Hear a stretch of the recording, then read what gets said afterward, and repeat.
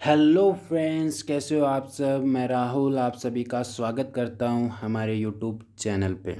Friends, last lecture में हमने discuss किया था डेप्रिसिएशन के बारे में, जिसमें हमने जाना था कि डेप्रिसिएशन क्या होता है, डेप्रिसिएशन क्यों चार्ज किया जाता है और इसके कितने मेथड्स होते हैं, उन सब के बारे में हमने डिस्कस किया था। फ्रेंड्स, आज हम डिस्कस करेंगे विनिमय बिल के बारे में, बिल ऑफ एक्सचेंज के बारे में कि बिल ऑफ एक्सचेंज है वो क्या होता है, बिल ऑफ एक्सचेंज उसको कौन से एक्ट में परिभाषित किया जाता है, उस बारे में हम डिस्कस करेंगे। फ्रेंड्स, एक एक्ट बनाया गया जिसका नाम है भारतीय विनिमय साध्य विलेख अधिनियम 1881। उसके अंदर क्या किया गया फ्रेंड्स, 3 चीज़ों को परिभाषित किया जाता है। पहला प्रतिज्ञा पत्र, दूसरा विनिमय बिल और तीसरा चेक। इन तीनों को क्या किया जाता है friends, Indian negotiable instrument act 1881 के अंदर इनको परिभाषित किया जाता है। प्रतिज्ञा पत्र उसको सेक्शन 4 के अंदर परिभाषित किया जाता है, विनिमय बिल को 5 के अंदर परिभाषित किया जाता है और चेक है उसको किसके अंदर परिभाषित किया जाता है, सेक्शन 6 के अंदर परिभाषित किया जाता है। फ्रेंड्स, आज हम डिस्कस करेंगे कि विनिमय बिल के बारे में कि विनिमय बिल क्या होता है। हमने ये तो जान लिया कि विनिमय बिल को कौन से सेक्शन में परिभाषित किया जाता है, सेक्शन 5 में किया जाता है। कौन से एक्ट के अनुसार, भारतीय विनिमय साध्य विलेख अधिनियम 1881 के अनुसार। तो अब हमें ये तो पता चल गया कि ये कौन से एक्ट में परिभाषित किया जाता है, लेकिन अभी हमें ये भी तो पता करना है कि ये विनिमय जो बिल है, जो बिल ऑफ एक्सचेंज है, वो होता क्या है। तो उसको जानने के लिए हम क्या करते हैं, एक एग्जाम्पल के थ्रू इसको समझने की कोशिश करते हैं। फ्रेंड्स, सपोज करो 2 व्यक्ति है, एक ए व्यक्ति है और एक बी व्यक्ति है। ए ने क्या किया, कुछ गुड्स क्या किया, इसको बेचा, बी को बेचा, सेल किया। तो सेल किया तो ये क्या बन गया, विक्रेता। ए क्या बन गया, विक्रेता, और बी क्या बन गया, क्रेता, खरीदने वाला। ठीक है। अब ए ने क्या कर दिया, बी को क्या कर दिया, कुछ गुड्स उधार के अंदर बेच दिया। अब ए सोचता है कि बी पता नहीं कब पेमेंट करेगा, तो ए क्या करता है कि कुछ टाइम फिक्स करता है, जैसे 2 मंथ का मान लो। ए सोचता है कि 2 मंथ का मैं क्या कर लेता हूँ, बिल तैयार कर लेता हूँ और बी को आदेश देता हूँ कि तू क्या कर, 2 महीने के अंदर अंदर पेमेंट मुझे दे। तो ए क्या करता है, उस बिल को तैयार करता है 2 मंथ्स के लिए और बी के पास लेके जाता है और कहता है कि 2 मंथ के अंदर तुझे क्या करनी है, पेमेंट करनी है। तो बी क्या करता है, उसको स्वीकार कर लेता है, ठीक है मैं तुझे क्या कर दूंगा, 2 मंथ्स के अंदर अंदर मैं क्या कर दूंगा, तुझे पेमेंट कर दूंगा। तो जब बी के द्वारा इसको क्या किया गया, स्वीकार किया गया है, स्वीकार किया गया, एक्सेप्ट किया गया है, तो एक्सेप्ट करने के बाद फ्रेंड्स ये क्या बन जाएगा, बिल बन जाएगा, बिल ऑफ एक्सचेंज कहलाएगा। तो इसका मतलब जब लिखा किसके द्वारा किया गया है, ए के द्वारा, तो इसका मतलब लिखने वाला क्या बन गया, लेखक। तो फिर बी क्या है, स्वीकार करने वाला, मतलब पेमेंट किसको करनी है, बी को करनी है, और प्राप्त किसको करनी है, ए को करनी है, जिसने गुड्स बेचा है उसी के द्वारा तो क्या की जाएगी, पेमेंट प्राप्त की जाएगी। तो बेचा किसने है, ए ने, तो ए क्या हो गया, विक्रेता तो होगा ही होगा, साथ में बिल लिखने वाला भी हो गया, और पेमेंट भी किसको प्राप्त करनी है, इसी को प्राप्त करनी है। तो बी क्या हो गया, स्वीकार करता, मतलब जब स्वीकार करेगा तभी तो क्या बन पाएगा, बिल बन पाएगा, बिल ऑफ एक्सचेंज कहलाएगा। तो इसका मतलब बी क्या हो गया, स्वीकार करता हो गया, एक्सेप्ट करने वाला हो गया।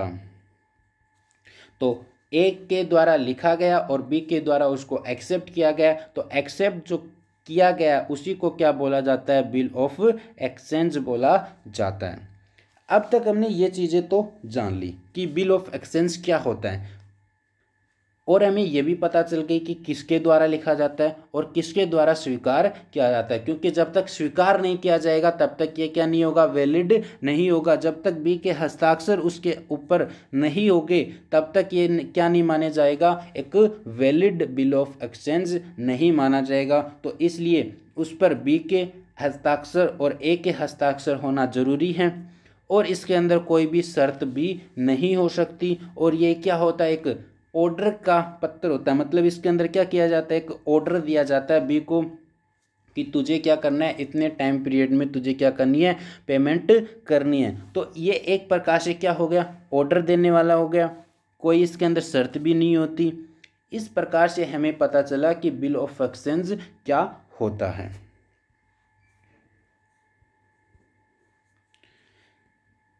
अब हम जानते हैं, मैंने आपको बताया कि बिल है वो क्या होता है, एक जो बिल ऑफ एक्सचेंज है वो क्या होता है, एक शर्त रहित होता है। आज्ञा सहित का मतलब होता है ऑर्डर दिया जाता है इसके अंदर। मैंने बताया लिखित और हस्तांतरित विलेख होता है, मतलब इसको क्या किया जाता है, ए के द्वारा क्या किया जा सकता है, इसको सी को भी हस्तांतरित आसानी से किया जा सकता है। मतलब मुझे सपोज करो ये तीन व्यक्ति है, ए बी और सी। ए क्या किया, बिल लिखा, किसके ऊपर लिखा, बी के ऊपर। तो अब बिल किसके पास है, ए के पास है, ठीक है, ए के पास है बिल है।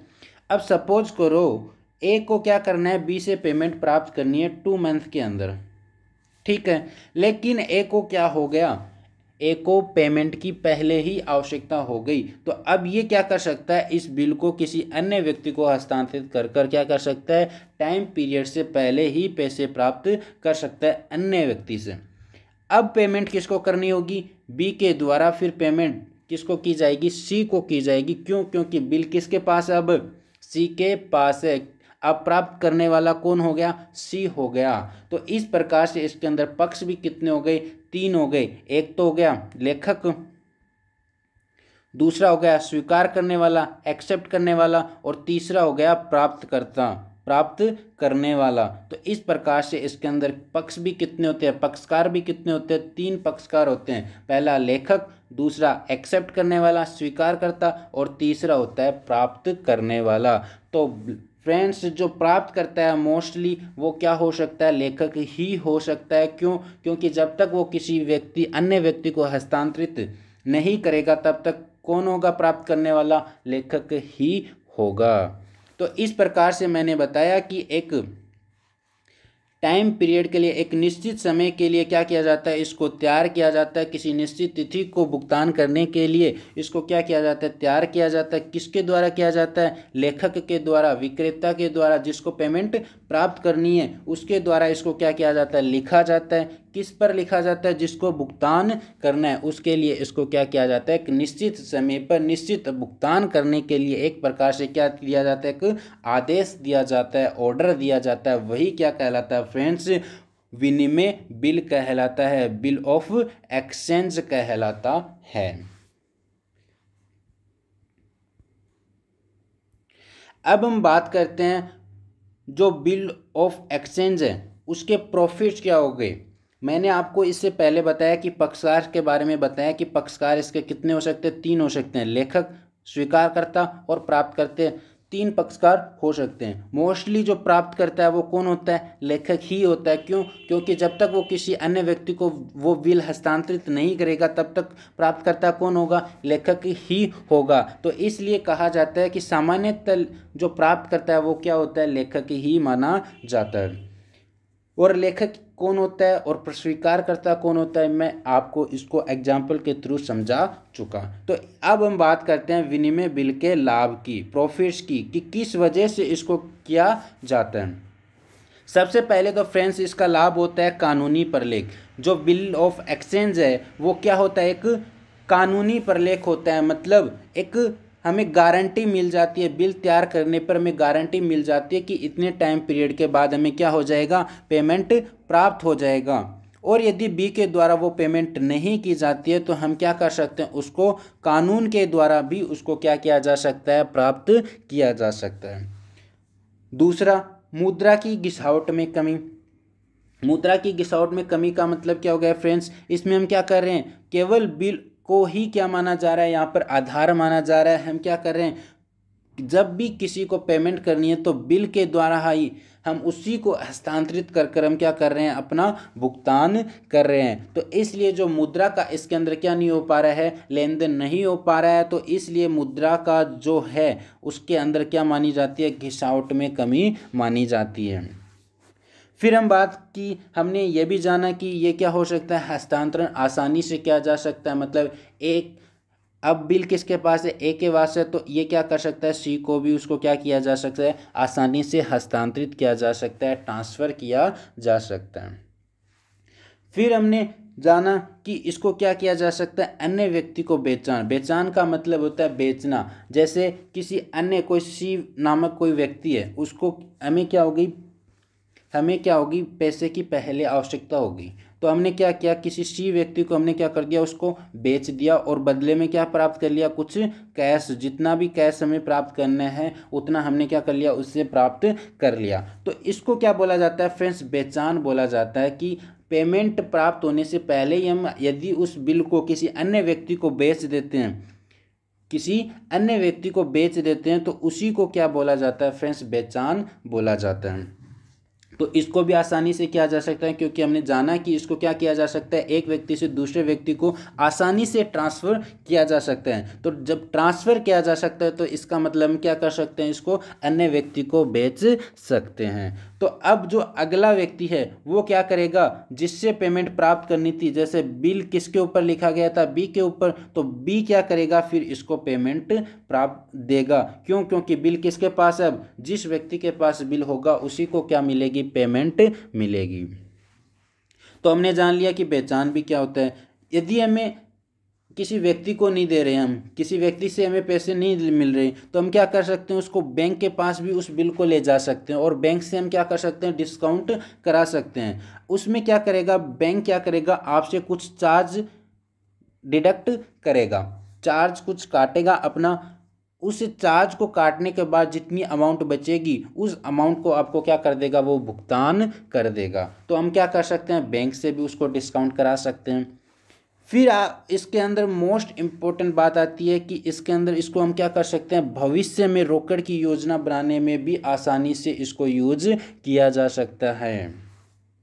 ये भी हो गया। फिर हमने ये जाना कि इसके अंदर क्या होंगे, लेखक के भी हस्ताक्षर होंगे और जो स्वीकार करने वाला है उन दोनों के क्या होंगे, इस पर हस्ताक्षर होंगे, तभी इसको क्या माना जाएगा, वैलिड माना जाएगा। अन्यथा इसको वैलिड नहीं माना जाएगा, क्योंकि बिल ऑफ एक्सचेंज है। हमने जाना था कि बिल ऑफ एक्सचेंज कब बनेगा, जब बी के द्वारा, जो पेमेंट करने वाला है उसके द्वारा जब उसको स्वीकार किया जाएगा, तब जाके वो क्या बनेगा, बिल ऑफ एक्सचेंज बनेगा। अन्यथा वो क्या नहीं बनेगा, बिल ऑफ एक्सचेंज नहीं बन पाएगा। तो इस प्रकार फ्रेंड्स, मुझे आशा है कि आप सबके बिल ऑफ एक्सचेंज क्या होता है ये अच्छे से समझ में आ गया होगा। अब हम नेक्स्ट लेक्चर में हम जानेंगे कि जो प्रोमिसरी नोट होते हैं, प्रतिज्ञा पत्र होते हैं, वो क्या होते हैं, उन सबको आगे हम डिस्कस करेंगे। तो फ्रेंड्स, आज के लिए हम इतना ही पढ़ते हैं। यदि आपको लेक्चर अच्छा लगा तो लाइक, शेयर एंड सब्सक्राइब करना मत भूलिएगा। मिलते हैं फ्रेंड्स नेक्स्ट लेक्चर में।